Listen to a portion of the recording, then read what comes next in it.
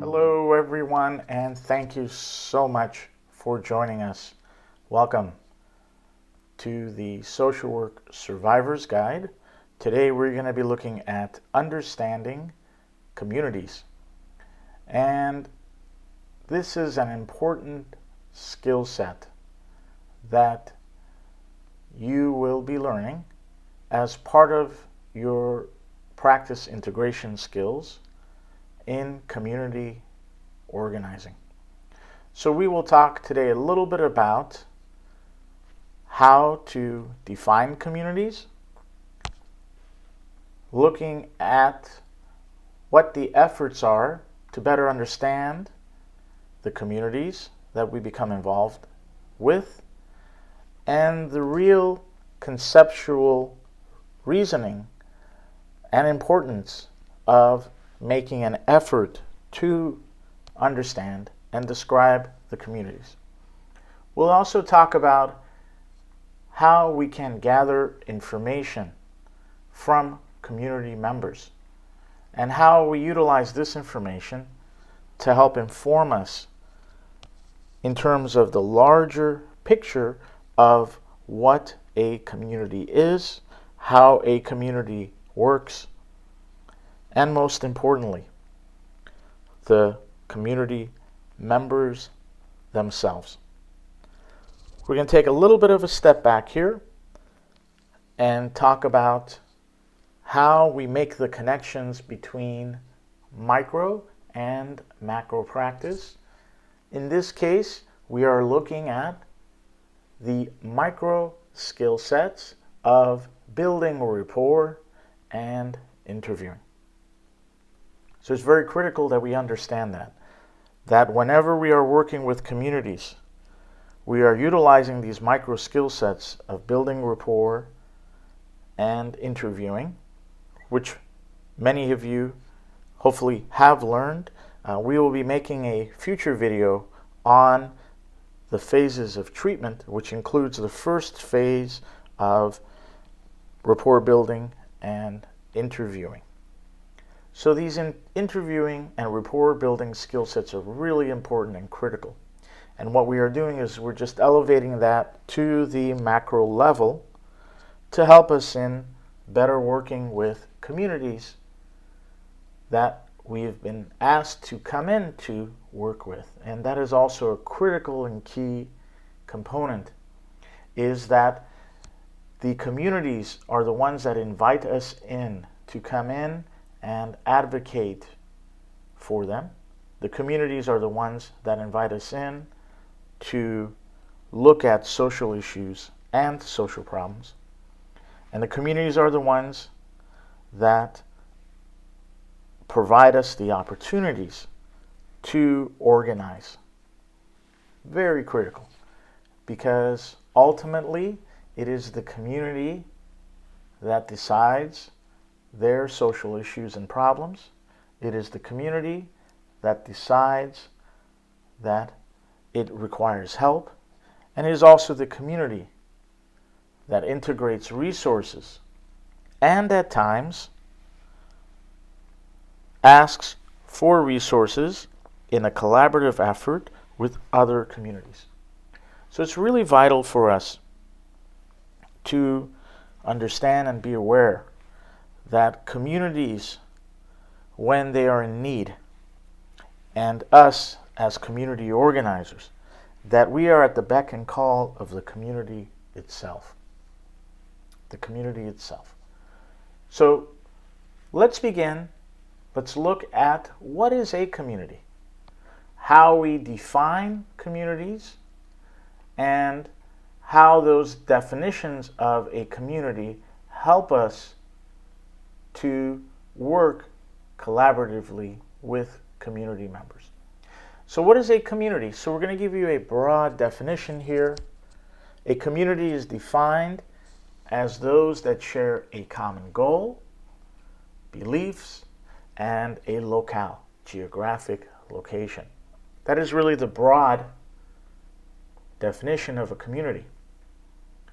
It's important, though, that we understand the components that are used to define the community. The component of the goals. In this case, what social issue or social problem does the community want to resolve, mitigate, mediate? What are the social and political resources? You may have heard of a term of social capital, which is very important. The will of the people and the ability of the people to use that will is capital. We have the same thing in terms of politics. We have political capital. So the opportunity for us to come into a community and to work with that community in a way that is meaningful requires both social and political capital. So we need to understand the goals of the community. We need to understand the beliefs of the community.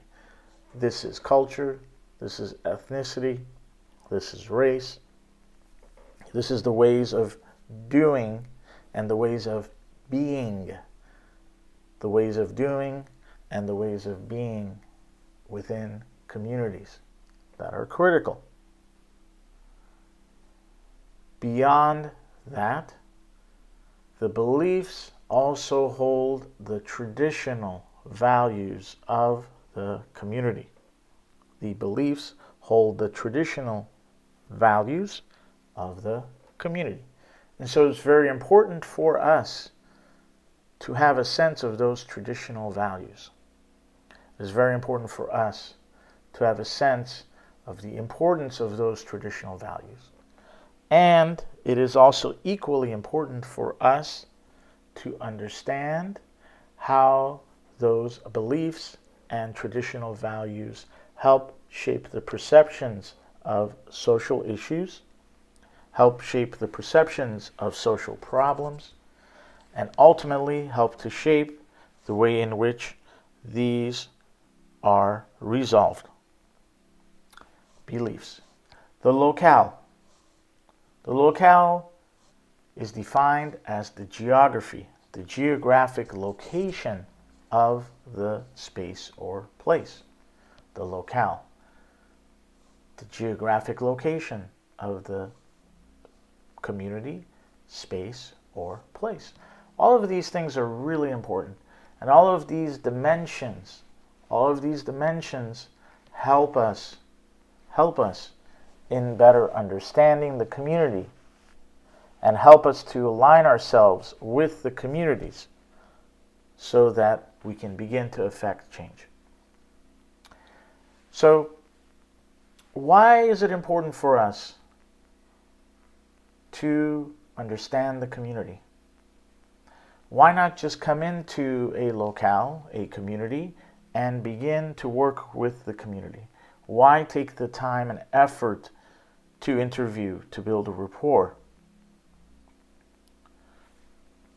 with the community, around the community, and with community members, and around community members' resources and strengths? So the efforts to understand and describe the community are critical because it helps us to understand the community's strengths and some of the challenges that it faces. We get to understand the unspoken and influential rules and norms of the communities. For example, in some communities, the local church is the community center. And so it's very important for us to have that understanding of the local church and its role within communities. Very critical for us to understand that. So some of the influential rules, norms, ways of doing, thinking, behaving are critical in helping us to further define the community and help us describe and understand the community. In better understanding and describing the community, we have a sense of the attitudes and opinions of the community members. What are their thoughts about what is occurring within their community? What are their thoughts in terms of how they feel these social issues or social problems can be resolved? What are their thoughts around those things? It's important to understand these. It will also allow us to gain familiarity with the geography, the locale. So I always recommend a good community organizer walks the community and has a good sense of the locale of the community. A good community organizer walks the community and has a good sense of the locale of the community. Very critical, because you get to see the descriptors of the community. You begin to see the shapes, the sounds, the texture, the culture, the beliefs, the traditions of the community. These are all very critical things. And as we begin to see that, we begin to have a better sense of the role that we can play in terms of the community shaping towards its social issue or social problem. This is very critical that we identify those things. Walking the community. So, we want to begin this process of understanding and describing the community. We want to begin to understand this process through the community's goals, through the community's beliefs, the locale, the geography. We need to understand the boundaries of the community. We need to understand what the local resources are of the community, and also what some of the deficits are in terms of the community that we are working with. So how do we do that?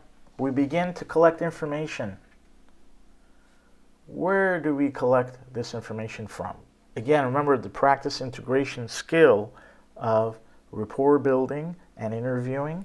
We start to look at where do we gather information, who do we build rapport with. In this case, there are groups of individuals that we can speak to that will help us, help inform us as to the community itself. So who are some of those people? In community organizing, we have targets. Our targets are people that have the will to influence others, to direct others, to do things in communities. And often at the top are elected officials, politicians, policymakers. These people we want to directly speak with. We want to gather information from. We want to talk to community members about what their perceptions are of these community members that are elected officials, politicians. Very important that we start there. We then need to have an understanding of the city structure. Now, in some cities, the city structures are quite different than the state or federal structures. In fact, in most cities, the city structures are very different than state or federal structures. So it's very key that when we begin to work with communities, we begin to better understand and look at the city structure. What is a city structure comprised of? Does the city structure include elected officials, and what are the elected officials' roles within that city structure? This is very important. So we begin to get information about the city structure itself from elected officials, from community planners, development officers, the police. We also begin to survey and talk to human service organizations, staff, consumers of human service organizations. Very critical. As social workers, we know that human service organizations, social service organizations, nonprofits, and for-profits, for that matter, play a critical role in terms of the communities and the community members and identification of social problems and social issues. So we want to begin to talk to members of nonprofits. We want to begin to talk to individuals that work in nonprofits to better understand what their roles are, the types of services they provide, and the types of consumers they work with. We want to also start to talk to health institutions, hospitals. We want to start to also speak with the clergy. I mentioned earlier, in some communities, the local church is very much the key to the communities. So we want to engage with those churches, synagogues, temples, places of worship that are very key. We know historically, especially in the United States, that the religious organizations were often the only providers of social services in communities for many years. And we have lineages of those religious organizations in the United States. The YMCA, the Young Men's Christians Association, or the YWCA, the Young Women's Christian Association, for example. Social service providers, places where people socialize, and places where individuals, community members come together to identify social issues and social problems, to begin to work on those social issues and problems. So we want to speak with clergy. We want to speak with other community activists. Very critical as an organizer that we begin to look at the role of community organizers, coalitions that exist within the communities. Those are very critical pieces of information that we have, that we want to utilize. We want to gather information from so that we have a better sense of also what those community organizers have seen as social issues in this community. What have been previous campaigns, coalitions that have been built within these communities that these community organizers have worked on? Those are also very critical for us in terms of roles to understand. Then we want to also speak with civic or service clubs, Chamber of Commerce, veterans organizations, Lions clubs, Rotary clubs, etc. All of these things begin to give us a sense of what the community looks like. So once we gather this information, what do we do with it? Well, we take the information back, just like we do at the micro level. We analyze the information. If need be, we begin to collect collateral information from other sources to validate the information we have or to supplement the information we have. That's also very critical, that we have a sense that community members and the information they provide us has been accurate, has been complete. These things are really important and key in terms of the community and the way that the community is shaped. Then we begin to draw out from the community. Once we've gathered this information, once we've done our geographic walk, and we will talk in a future video about a community assessment and how community assessments are gathered and completed. These community assessments are really important as well too, and give us a larger sense of the community. So once we have done this, we've defined the community, we have looked at the community's beliefs, goals, and the locale. We've walked through the community and identified community organizations and institutions. We've spoken to community members and received a sense of who the community members are and their distinct roles within the community. Once we've done those things, we now have a basic understanding of the community itself. This is where we begin to develop our strategies around what the social issues and problems are in which the community needs our help in. So, communities, we've defined them as shared spaces that in which community members share common goals, beliefs, and a geography. We've looked at what are the aspects of the communities that we need to be familiar with, including the informal and unintentional ways of doing, the cultures, the values, the traditions, and the beliefs. And then we've begun to get a sense of who do we contact to get information from in the communities and what we do with that information. Then finally, our practice and integration skill sets, walking the community through a community assessment, looking at all the data, then beginning to strategize. So once we've done that, then we really have a sense and we can really say we understand communities. I hope this information was helpful for you. I hope you apply it to your work. I hope you consider how this might be helpful for you when you're identifying a community that perhaps requires your assistance. And I wish you all the best.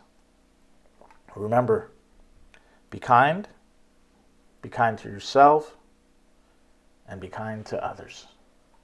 Take care. Join us next time on the Social Work Survivor's Guide.